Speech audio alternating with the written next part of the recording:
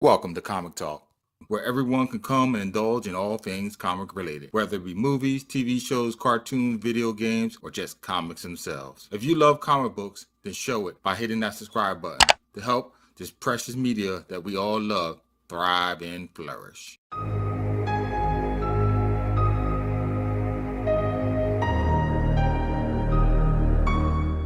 A lone, decrepit, wizened figure makes his way across the arid plains, with nothing to greet him but cracked earth and a long ago abandoned mounds of rocks. Nothing to greet him but a hovering golden oval recording lens that will stay with him to the end of his days, and when nothing else exists to record, return from which it came. But until that time, the man wishes for nothing else but his death. But the beast that dwells within him just won't allow him that one final boon. For he is the strongest there is, and one puny man will not be his undoing. For Hulk has bested the brilliant mind of the leader and laid waste to the strength of the abomination.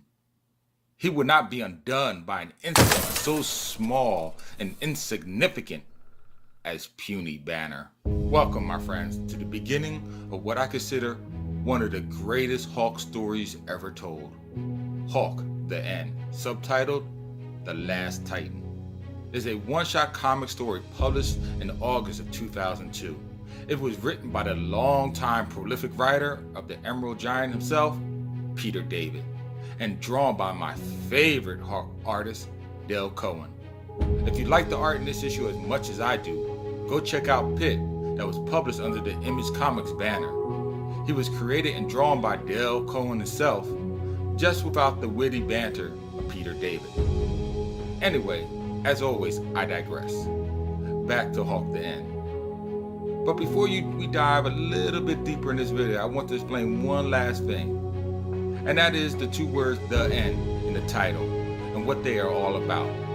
The End is a series of comic book titles, either one-shots or limited series published by Marvel in the early 2000s, depicting various interpretations of the end of the Marvel Universe. They follow possible endings for various Marvel characters as they are set in the future. Some are apocalyptic, such as the Hulk and the Punisher, while others, such as the X-Men, are more optimistic. There are 7 other Marvel series that use this moniker, so if you like the story, by all means, go check out them as well. Okay, so back to our story. It seems that Charlton Heston was right. You maniacs! You blew it up! Oh, damn you! God damn you all to hell! In the end, despite Earth's mightiest heroes, the human race as a whole has ceased to exist. But it wasn't because of some alien race that seek to destroy us, nor was it a giant that dwelt deep under the Earth's crust that surfaced one day to devour us as a whole. In the end, it seems mankind's greatest threats was ourselves. In the future, at what exact time it is unclear, man set fire to the Earth, scorching its surface in an attempt to eradicate its own kind. All of a sudden, within minutes, all was destroyed. What took the human species centuries to learn and create was wiped clean from existence. Skyscrapers that touched the heavens, gone. Monuments of man's ingenuity, gone. Structures that connected all across vast bodies of waters to each other, gone. And finally, we are gone as well. All in a blink of an eye. Everything gone but him. The hate you see never dies. The rage gives fuel when all other substance to support life has perished. The main reason he has survived is the same reason why all other life on the planet has expired. The radiation from the nuclear fallout. In its wake, Hulk finds all the nourishment he needs to carry on. In fact, he thrives on its rays, growing stronger while others grow sick, wither, and die. Their weakness sickens him, and so he flees, as if their weak constitution would somehow infect him. All he ever wanted was to be left alone anyway, and so he sequesters himself in self-imposed solitude.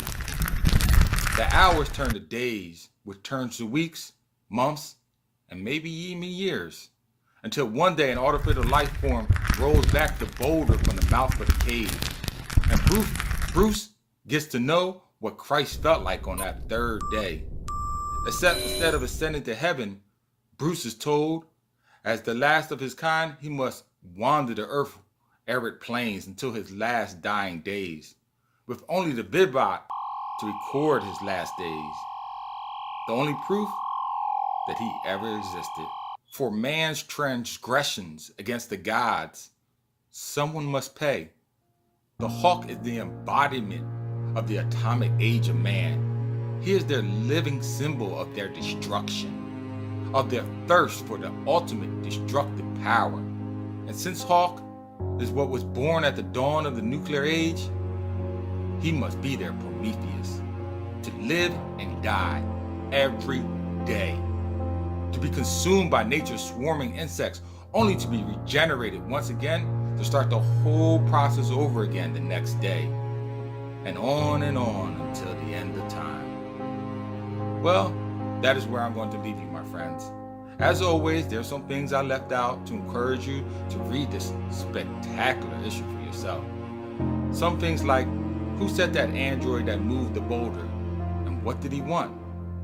It goes without saying that I rate this comic a perfect 5.0 out of 5, a must read, as I feel this is one of those comics that transcends the medium, and is so much more as a whole.